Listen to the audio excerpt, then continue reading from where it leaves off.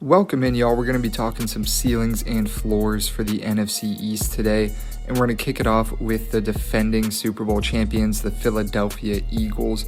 Looking for a repeat, obviously, hoping for the 1 seed this year. What are they capable of, and what's that worst case scenario? So we'll start with the bad news first. We always like to talk about worst case here. Worst case scenario for this Eagles team. I'm thinking 9-8. I don't see them with a losing record. There's a lot of tough games on this schedule. Worst case, they drop a very good handful of them, but they're still going to win at least a couple of these tough games, and they should take care of business against most of the easier opponents. But on the flip side, when we talk about best case scenario, we're talking a ceiling for this Philadelphia team. I'm going to go ahead and say 14-3 for them. A lot of tough games on there. I find it tough to see them getting all the way to 15-2. That is not a number that is achieved very often. I know the Chiefs maybe made it seem easy last year, but 15-2 would be unbelievable. So I think 14-3 is the ceiling, and this team is absolutely capable of repeating. They're the class of the NFC right now, and they're the team to beat. So 14-3 and 9-8. Then we move on to the Dallas Cowboys, the team that we will be playing the Eagles in the first game of the season. Cowboys, bit of a mixed bag. We're not sure what to expect this year. Like I've said in past Cowboys video, a lot of playmakers on that team, a lot of stars. But outside of those stars, they feel like they have a lot of holes, a lot of gaping holes. So I think they're going to be capable of winning some big games, but I also think they might lose some easier ones as well. But we talk about ceiling and floor, so we'll talk about the floor first. The floor, Dak has a long list of injury history. I don't think the team is alarmingly deep. If they start getting just a couple injuries, they could be in trouble, and I could see 5-12 worst case scenario.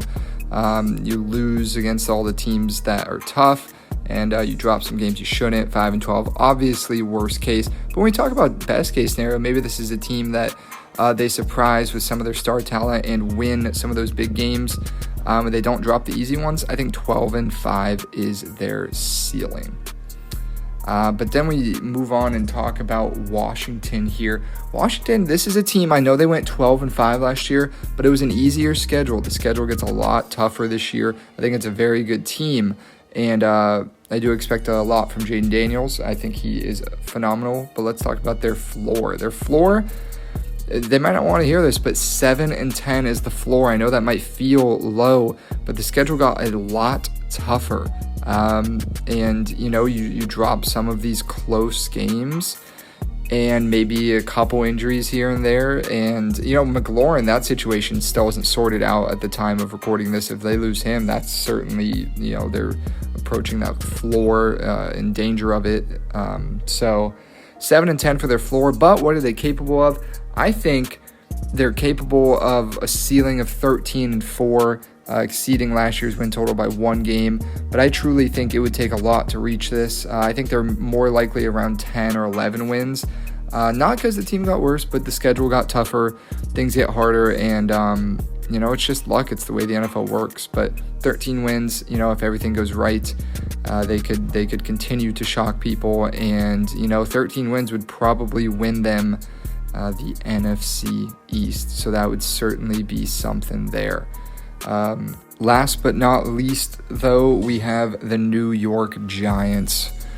Oof, what a team. What a brutal schedule this team is facing. There's no doubt about it. It's just the luck of the draw. It's how it happens. The first half of the season is brutal for them. And when we talk about a floor, this is a good team. Their record's going to be worse this year. I can already guarantee it. Their record's going to be worse than they are. As a floor, I'm going to say 2-15. They're still a bottom tier roster. Let's be honest with ourselves here. They're still one of those bottom teams, despite some obvious improvements. And with that schedule, the games go wrong. They can't figure out the quarterback thing. Russ isn't playing well. At 2-15, that's obviously worst case scenario, but it's within the realm of possibility. Then maybe they're on Arch Manning watch. But best case scenario, they've really put it together. They do have some talent on this team. Maybe they surprise some teams, play some games close, and I think 9-8 is their ceiling.